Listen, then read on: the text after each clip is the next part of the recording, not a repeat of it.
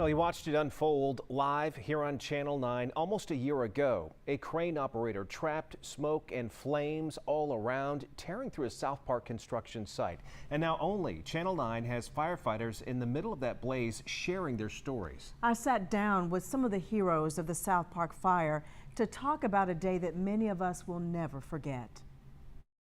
So it's a real privilege to be able to work and lead these the men and women of the Charlotte Fire Department on a given day. 7 Charlotte firefighters, 7 of the 100 who were there on May 18th, 2023, fighting one of the worst fires in Charlotte's history. A rare 5-alarm fire that could be seen for miles. Wherever you were in the city at the time, you could see that fire. I knew this was probably going to be the biggest fire I ever go to. And you see what these firefighters are up against. In the back row here, members of the rescue team from that day: John Belcher, Billy Mitchell, Casey Russell, and Kevin Murphy. In the front, Captain Jeff Bright, Captain Mike Watts, and Division Chief Dave Farnham. He was one of the people in charge that day, as workers at that apartment complex needed rescue from both inside the structure and above it. The gentleman you see here on this crane is everyone's focus right now. One of those workers, a crane operator, alone and trapped as smoke swirled in every direction. Is the crane strong enough to withstand the temperatures and, the things that it's gone through? Captain Bright, you were saying that you were the one talking with the crane operator. Can you share some of what you said to him? Asked him to stay calm and, asked him to walk out onto the jib, and he was telling me it was too tight to, everything was too hot to even touch, so he couldn't. But, just over the time frame of roughly 30 minutes or so of communicating with him, things changed and we were capable of going and getting him at that moment. The update we were hoping for, our producer just told us that crane operator is out and alive. And when his feet hit the ground, obviously he was ready to go. Relief all around. He was safe, as were more than a dozen other workers, but 2 were still missing. As a company, we are kind of that one that is looked upon to go and try to solve the problem. And probably the biggest thing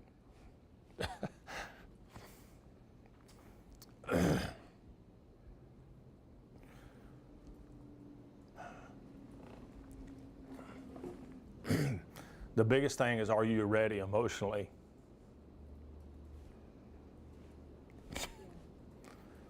If it goes the other direction. So it did go the other direction for those 2 workers stuck on the 6th floor. Captain Mike Watts' team was trying to reach them when conditions deteriorated, and he made the difficult decision to call a Mayday, meaning the team was trapped and needed immediate help to get out. That's a thing that in the fire service in general, you don't want to call the Mayday. You want to get yourself out, and you don't want to be that guy that calls the Mayday. But at that point, we're 6 stories up. We're completely surrounded. We're disoriented from where the stairs were. Couldn't find the stairs. So we're in a hallway. We made our way to an apartment, and I looked through a thermal imaging camera, which we all carry, most of the officers carry, and every window was a whiteout screen. So that means everything's on fire outside, and I could see the rafters burning. So that was kind of my moment of call the Mayday. This is the point of no return. Get the help, get the help coming. They got out without ever reaching Reuben Holmes and DeMonte Sherrill. The 2 men's bodies were later found in the rubble. It's a tragedy Captain Watts says he will never forget.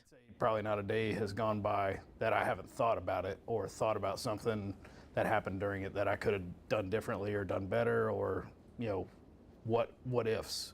How can the community support you? Recognizing the job we do every day, the work that we do every day. We roll out, like I said, 300, 400 times a day, and it's always to go help somebody. They say they'd do it all again, Scott. I believe them, and when they say something like that, and just so much raw emotion there, I'm sure they wish that they could have had 0 loss of life, but it could have been a lot worse. Yeah, and you can hear more from those heroes, as well as learn more about the 2 workers who passed away. We have that inside this report on our WSOC-TV app and on our website. We'll see you tonight at 11.